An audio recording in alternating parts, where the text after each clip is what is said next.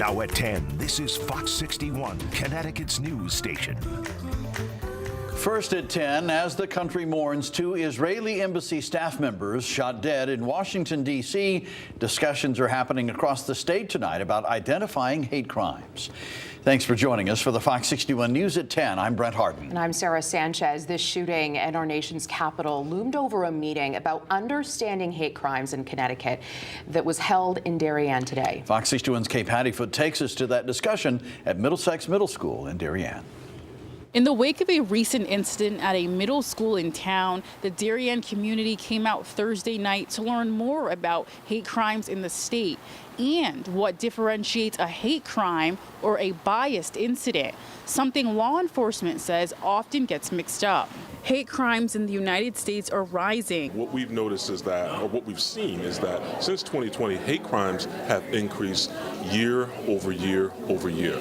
So much like any other increase in crime. In the wake of the murders of two Israeli ambassadors in Washington, D.C., the message to stop the hate is becoming more prominent. Community conversations are happening all across Connecticut regarding hate crimes and opening the conversations about microaggressions, racism, and ignorant comments being made. Recently at Middlesex Middle School in Darien, a racial slur was found written on a desk, which prompted many people to speak up at a community forum Thursday. I wanted to see what the town was committed to do about the recent hate crimes at the middle school, actually knowing now that they're not hate crimes. The hate incidences at the middle school. I've been working on the DEI committee for my elementary school for quite some time, and I feel like we continuously come up against these issues, and we need to find ways to educate our families and our students and our community. Law enforcement differentiated hate crimes and bias incidents at Thursday's forum. Hate crimes are criminal offenses motivated by race, gender, religion, and gender identity. Biased incidents are acts of prejudice that involve violence, threats, or property damage. Officials say a number of reasons why hate crimes go unreported are because of lack of awareness, fear of consequences, distrust, and accessibility. Among those in the crowd was Darien Superintendent Dr. Alan Adley. He said he was disappointed when he learned of the incident. Because we've been working on making inclusive environments for all of our students for many, many years. This is a priority for us. It's a gold priority for the Board of Education, for our administrator and for our staff, just to make inclusive environment for all students. And while the racial slur is not being considered a hate crime, people still wanted to speak about it. It's not just the N-word written on the desk. It's the microaggressions.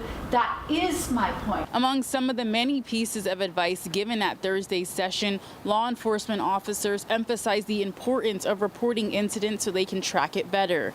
In Darien, Kay Pattyfoot, Fox 61. And new at 10, while people have their eyes on Memorial Day weekend, it all starts off with a celebration of the Connecticut shoreline. Friday's Long Island Sound Day and what some consider the start of beach season, as long as the sun comes out. It's also a time where the community celebrates the work done to keep the sound clean. Fox 61 Stefan Reel shares one project that aims to highlight that work. The rain definitely puts a little damper on the mood, but the Long Island Sound is really a pristine landmark for a lot of people out here in Connecticut. Some people have even joked that it should be called the Connecticut Sound, but that is an argument for another time. But ahead of Long Island Sound Day, a lot of effort has been put into show the work that's just been done to keep this landmark in such a pristine condition.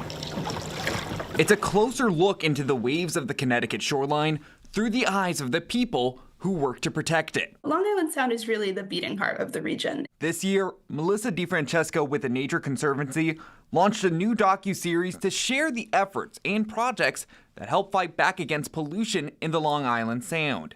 From bacteria to old lobster traps and roughly 8 million pounds of trash every year. How many projects, towns are involved in all of this? We have a list of like 50 some odd projects that we want people to know about. They've been really successful and they feature collaboration. There's a lot of members, a lot of groups, a lot of individuals that have dedicated their lives to cleaning it up. Bill Lucy works with Save the Sound, and they're one of the groups who spend their days on the Sound to help keep it clean and maintain the local ecosystem for the wildlife who call it home and the visitors who will stop by this summer. People take a lot of pride in their local water. A pride that Lucy says has helped transform the waters over the past several decades. I grew up on the Sound, and it was pretty bad in the 70s when I was a kid. There was a lot of trash, and there was sewage, and there was garbage barges circling off in New York City. And while there's still some ways to go, according to the Soundkeeper,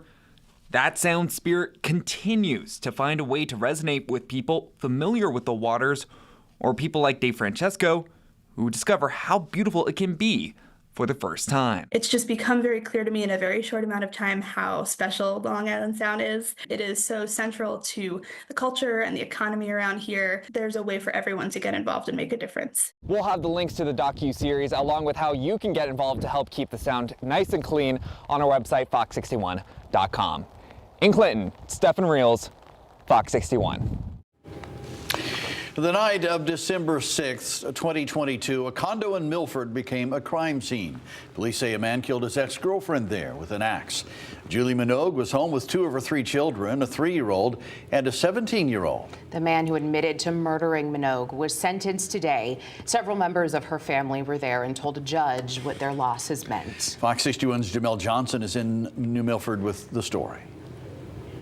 It was an emotional day in Milford Superior Court as the man who just months ago pleaded guilty to killing his ex-girlfriend with an axe is sentenced to 40 years in jail. Her family made it clear that time does not heal all wounds. The gruesome murder happened in 2022 when police say Ewan DeWitt entered Julie Minogue's home and killed her with an axe while 2 of her children were home. Prosecutors say Minogue had gotten a restraining order against DeWitt about a week before the murder. At one point during the sentencing hearing, DeWitt had to be restrained while the prosecution was talking, and a judge warned him if he did it again, he'd be removed from the courtroom.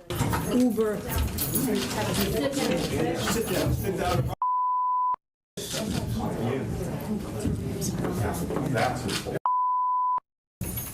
If outbursts like that continue, I'm left with no other choice but to ask you to remove you from the courtroom. That'd be great.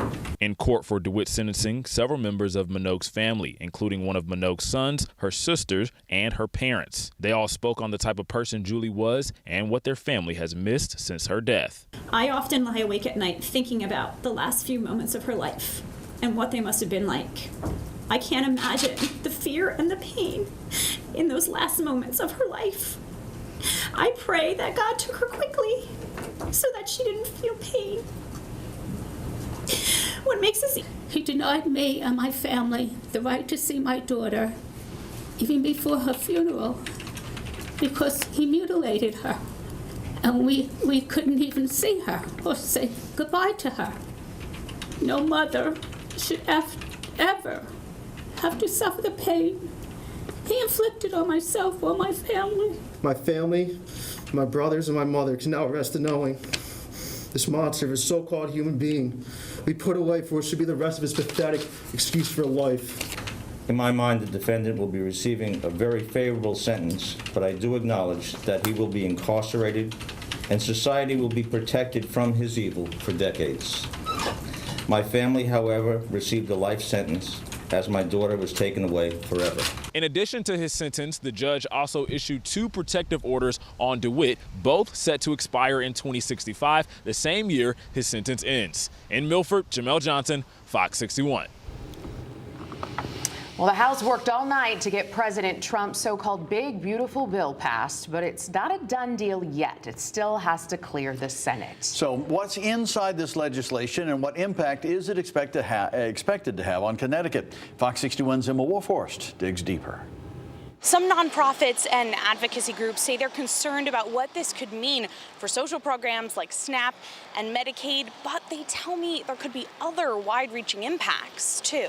Local nonprofits like Connecticut Food Share are worried after the U.S. House passed a sweeping tax package early Thursday morning. The more than 1,000-page bill includes about $4 trillion in spending, just under $2 trillion in cuts, and new reforms to social programs. Nearly 400,000 people in Connecticut receive Supplemental Nutrition Assistance Program benefits, known as SNAP. That's about 12% of households in the state. This bill would implement new work requirements for people ages 55 to 64 on SNAP, saving up to $300 billion over the next decade, but limiting eligibility for the program. This package also includes reforms to Medicaid, extends Trump's 2017 tax cuts, and eliminates taxes on tips and overtime wages through 2028. The bill faced a slew of changes at the 11th hour, including removing the tax on gun silencers. This amendment delists silencers from the National Firearms Act,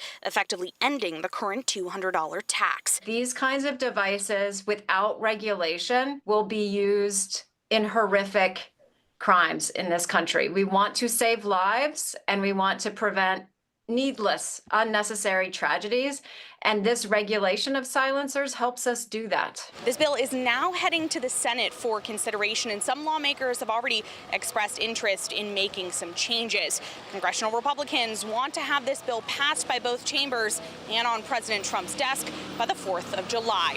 Reporting in Hartford, Emma Wolforst, Fox 61. New developments in the new Milford School District budget battle. The town council opted for another referendum. They made the decision tonight in a special meeting.